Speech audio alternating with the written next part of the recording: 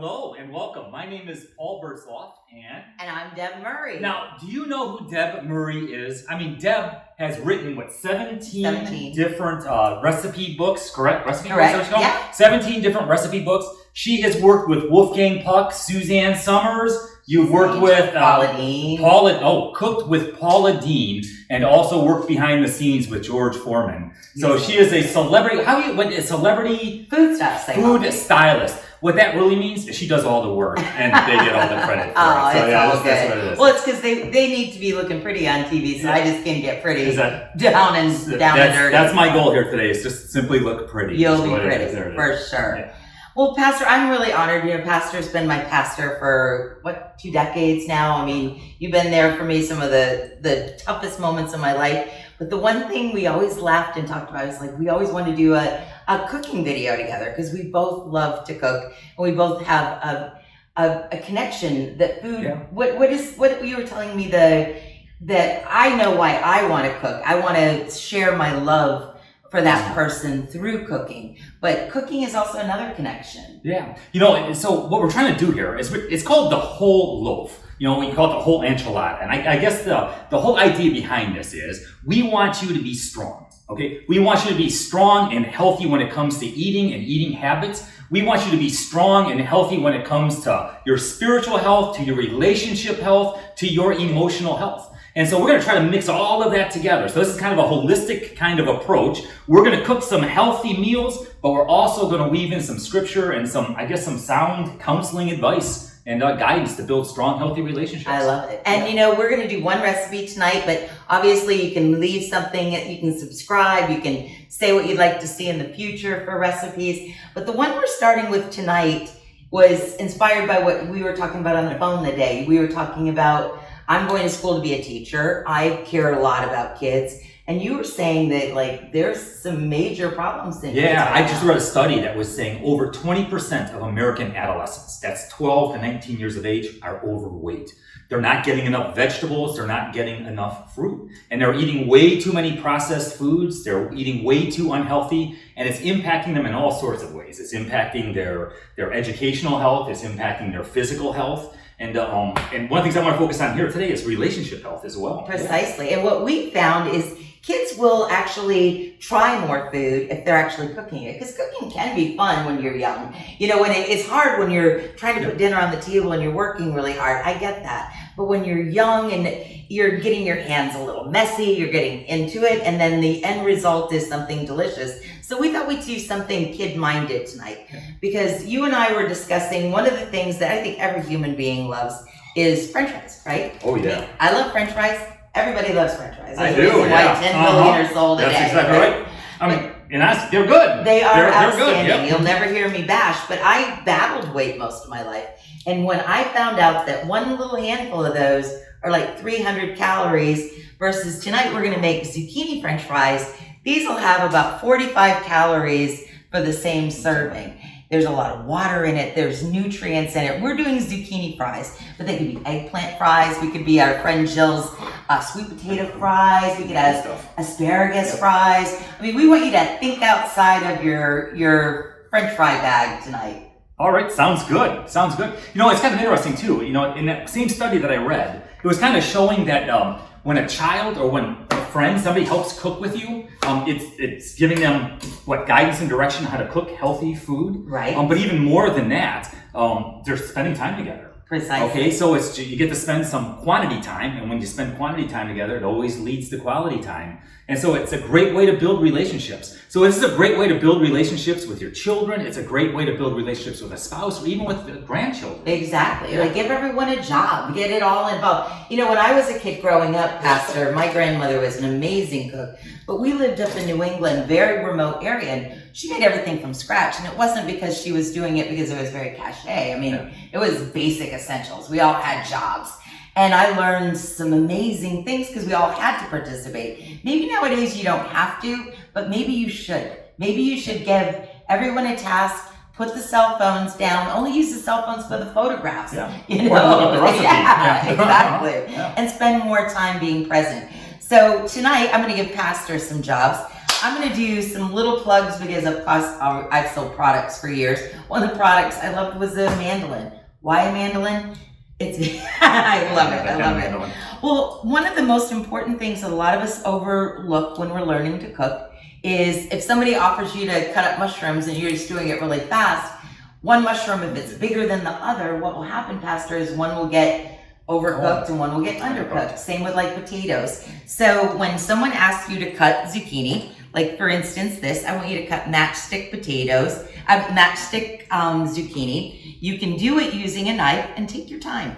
You know, try to cut them all the same thickness and, you know, don't rush through the process. You know, try to get them uniform. When they're uniform, they'll all cook evenly and then you won't have one being soggy and one being burnt. You're doing very good. I didn't know you had such great knife skills, girl. My mom said I'd never amount to anything. Well, she was wrong.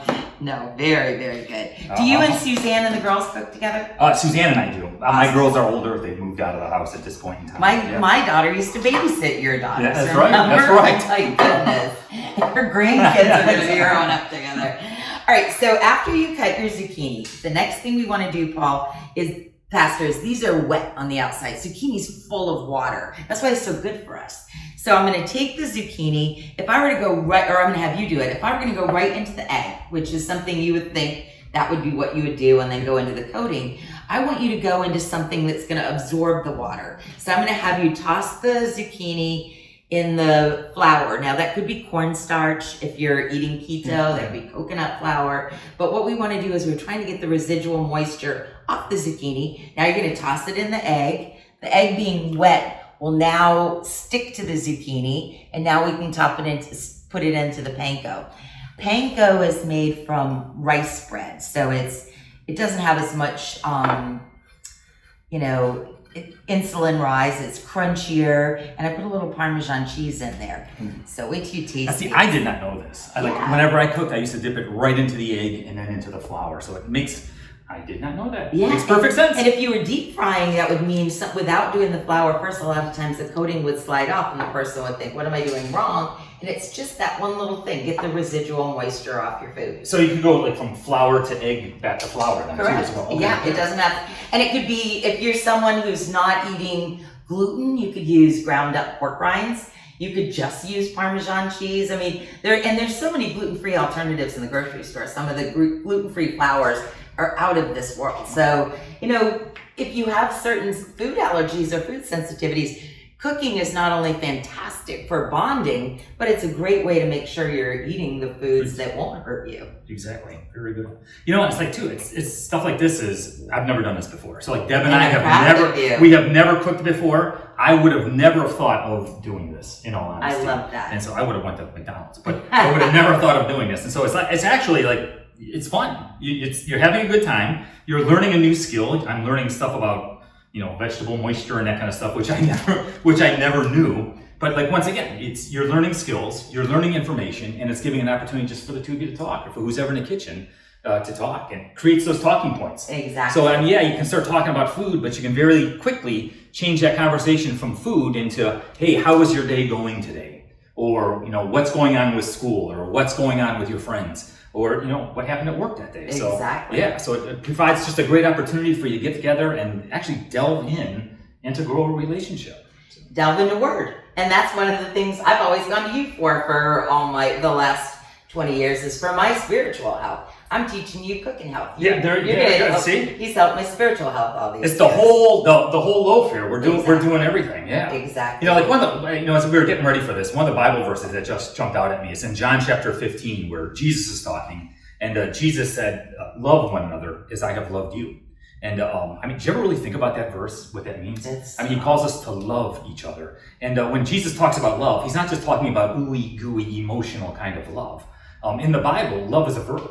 Love is an action. Love is something that you do. And he did. He loved us emotionally, but he loved us unconditionally. He gave his all for us. To die upon a cross, to pay the debt of our sin. And so when Jesus says that we're called to love each other, to love one another as he loved us, that means we should be willing to give our all for each other. And oftentimes, one of the ways, especially in our culture, we are so busy. One of the ways in our culture that you can spell love is time, right? It's just simply Excellent. spending time with people. And so once again, just a great opportunity for you to spend some time with family members, with the people that you love. And right now, with what all that's going on in the world, sometimes it's a little hard to find the right groceries in the grocery store. You're stuck. What we're thinking about is if we're watching these videos, maybe we can learn to cook whatever's available in the grocery. Yeah. Maybe the stuff in the grocery, maybe you're used to cooking with hamburger, and hamburger's now $7 a pound. So what do? We can make vegetable burgers. I mean, when my grandmother was growing up and when she was preparing for us, they had to cook what was in season. So maybe this is some of the things that you can learn from this is spiritual growth. You'll learn, good thought process, but also how to think outside of the normal grocery routine, the normal cooking routine. Exactly. Expand yourself. Yeah. And you're eating healthier. It's kind of interesting. Adolescents report like when they cook with their parents or when they cook with a grandparent and they get to spend that quality time together, they report having better relationships. And better relationships translates into better decision making. Right. Better relationships translates into a better school and academic performance. I agree. Yeah, I agree. Yeah, and it was kind of interesting too because it went on. That study went on to say that people that they eat healthy and they spend time together, they cook together. You know what? They've got more energy. They've got a more positive outlook in the world and what's going on, and they want to be more active. They want to be more actively involved. I agree 100,000 times of what you're saying. And it's so important. I think myself, I'll have a tendency, I can get lost in my phone sometime. And technology is wonderful, but it can cause us to disconnect. So maybe schedule that time together. Like maybe that's it. Whatever you're going to do up until say 4 or 5 o'clock or 7 o'clock or whatever it is, maybe it's everyone just food prep all week on Sunday. You're prepping for the whole week. You're doing your meal planning, maybe planning your hot lunches, but work out a scheduled time when all of you take hold of the meal, prep it together, eat it together. Yeah. Families that eat together, stay together. That's right. And those relationships are built stronger and stronger. Plus, then at that point too, I'm just sitting back thinking, you get to share what it is that's important to you. With so much going on in our world, once again, you get to share, your values. You get to pass on what is truly important, what you believe, and why you believe it. So, all kinds of benefits to cooking together. I agree. guess, huh? I agree. Now, and you get the end result, great food, and you're controlling your calories. Yeah. So what we've done right now is Pastor has, I don't know if you want to wash your hands now, but Pastor dipped the zucchini after he cut them. Dipped them in the zucchini, then we dipped them in beaten eggs with water. We'll post the recipe for you. We rolled it in panko and Parmesan cheese. We placed it on parchment paper. Now, Pastor said, he wouldn't necessarily go out and buy parchment paper. I'm a little lazier. I try to not have to do dishes, so this will allow me to not have to wash this pan, but you can just spray nonstick on it. So now instead of deep frying these, Pastor, we're going to spray them with oil. If you spray something with oil before it goes into the oven, it promotes browning, and it'll also cause it to crisp more. Ooh. And so we're going to get more of a deep fried flavor without adding the deep fried calories. So I'm going to pop these in a 400-degree oven. I've got some ready for you to try, see what you think. In all honesty, I've already been picking at them. So when they came out of the oven, I dipped into them immediately. They are absolutely fantastic. I mean, they really and truly are. Aren't they crunchy? I won't lie to you. They're country. They're crunchy, and they're good. I mean, they really and truly are good. Aren't they good? Well, I think people don't realize when you think about food, it's the texture that we want. Yeah. We want it soft on the inside, crunchy and salty on the outside. And instead of putting it in ketchup like we would with French fries, we've got a no sugar marinara that I bought in the grocery store. So we're saving sugar. We're saving fat calories. We've spent quality time with our family and friends. It's less money. It's better for the planet. And you know what? These reheat really well. So these could be a great snack that you put in the refrigerator and pull out later on. And they really and truly are good. When she first told me that we were going to cook zucchini fries, I kind of thought to myself, I'm not sure about it. But they really and truly are good. So we just want to encourage you. You know what? Go ahead and spend some time with your family. Give this a shot. We will put the recipe up for you. Give it a shot. You're going to be blessed. All right? You have a great day. God bless and live well.